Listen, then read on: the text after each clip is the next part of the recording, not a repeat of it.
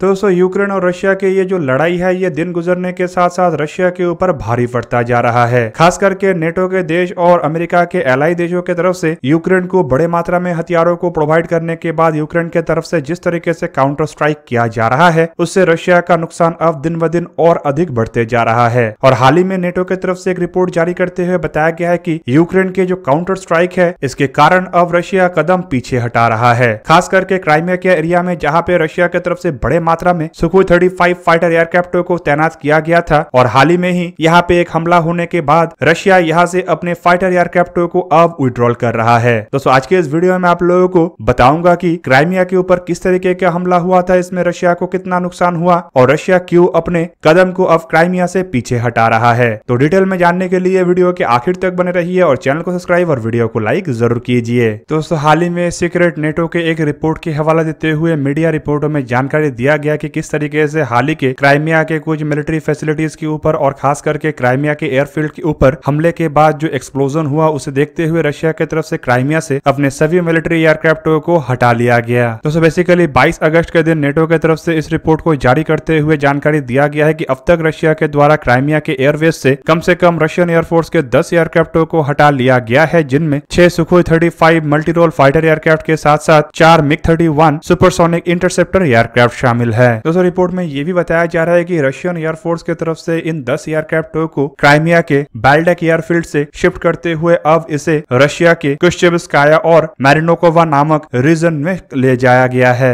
हालांकि दोस्तों इससे कुछ दिन पहले मतलब 18 अगस्त के दिन क्राइमिया के एक लोकल रिपोर्ट में जानकारी दिया गया कि क्राइमिया के जो बैल्डेक एयरफील्ड है यहाँ पे यूक्रेन के द्वारा एक ड्रोन हमले को अंजाम दिया गया और ड्रोन हमले के बाद कम से कम बैल्डेक एयरफील्ड के नजदीक 4 धमाके को सुना गया था। दोस्तों बैल्वेक एयरफील्ड असल में सेवेस्टोपोल में स्थित रशिया के प्राइमरी एयरफील्ड है, जहां से दक्षिणी यूक्रेन और ब्लैक सी के ऊपर रशिया के एयरफोर्स के कार्रवाई को अंजाम दिया जा रहा है। हालांकि इसी एयरफील्ड के जिम्मे में दक्षिणी यूक्रेन और ब्लैक सी के हवाई सुरक्षा भी है। हालांकि दोस्तों इस तरीके के एयरक्राफ्टों को हटाने को लेकर खबर आने के साथ साथ ये भी अब बताया जा रहा है कि बैल्वेक एयरफील्ड में अभी भी कम से कम रशिया के 32 फाइटर एयरक्राफ्ट प्रेजेंट है, जिनमें ज्यादातर सुखोई 27 जैसे एयरक्राफ्ट है, लेकिन कम संख्या में यहाँ पे सुखोई 35S और मिग 31 BM जैसे एयरक्राफ्ट भी है। और एक्सपर्टों का कहना है कि इतने कम संख्या के एयरक्राफ्ट फिलहाल इस रीजन में एयर सुपीरियोरिटी के लिए इनसफिशिएंट है। मतलब एक तरीके से ये जो एयरफील्ड से कुछ एयरक्राफ्टों को हटाया गया है ये एक तरीके से रशिया के एयर सुपीरियोरिटी के ऊपर बहुत बड़ा असर डालेगा।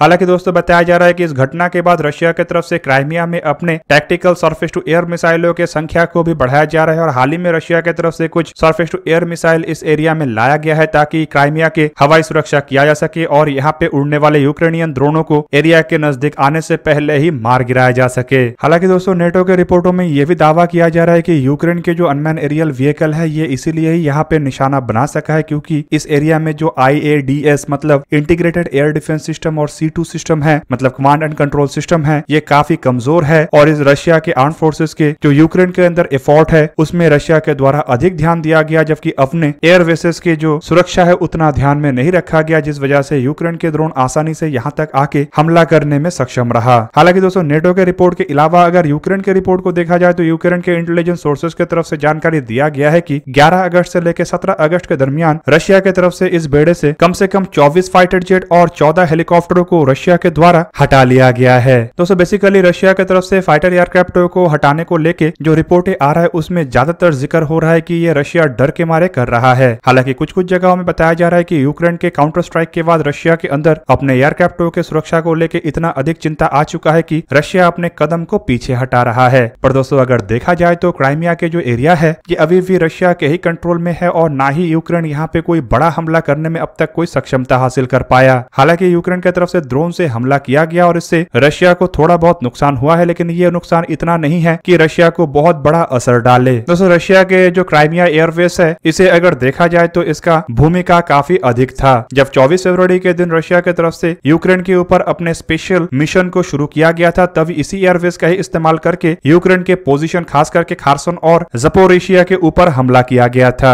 इसी एयरवेस के कारण ही रशिया खारसन और ज़पोरिशिया के ऊपर तुरंत ही कब्जा करने में सफलता हासिल किया और एक तरीके से यूक्रेन के अंदर बैटलफील्ड को या फिर कहे तो लड़ाई के मैदान को शिफ्ट करने में भी सफल रहा। हालांकि दोस्तों आपके जानकारी के लिए बता दूं कि अभी भी खारसन रीजन में दोनों देशों के आर्मियों के बीच में लड़ाई चल रहा है। हालांकि लड़ाई में पड़ना रशिया का ही भारी है। पर यूक्रेन की तरफ से भी यहाँ पे रशियन ट्रूप्स को टक्कर दिया जा रहा है। तो वहीं पे रिपोर्ट के मुताबिक क्राइमिया के एरिया के ही रोड और रेलवे नेटवर्क का इस्तेमाल रशिया की तरफ से खार्सन रीजन में अपने सप्लाईज के लिए किया जा रहा है और अपने ट्रूप्स और रिइंफोर्समेंट के लिए भी क्राइमिया के इन्हीं रोड और रेलवे नेटवर्क का इस्तेमाल रशिया की तरफ से किया जा रहा है। तो इसके अलावा देखा जाए तो खार्सन के ऊपर अगर रशिया के पकड़ मजबूत है तो इसके पीछे मेन कारण है क्राइमिया। और इसे ही देखते हुए यूक्रेन के द्वारा लगातार कई बार क्राइमिया के पेनिनसुला के ऊपर हमला किया जा चुका है, लेकिन ज्यादातर हमलों में यूक्रेन नाकाम ही रहा। यूक्रेन बेसिकली इस हमले को अंजाम इसलिए देना चाहता है क्योंकि यूक्रेन चाहता है कि इससे रशिया के जो सप्लाई लाइन है या फिर कहे तो रशिया के जो रिइंफोर्समेंट के कैपेबिलिटी है वो डिस्टर्ब हो जाए और रशिया के जो ट्रूप्स खार्सन में है वहां तक सप्लाई ना पहुंच सके, जिससे कि रशिया के ट्रूप कमजोर हो जाएगा और यूक्रेन एक तरीके से खार्सन के ऊपर फिर से अपना कब्जे को मजबूत कर सकेगा।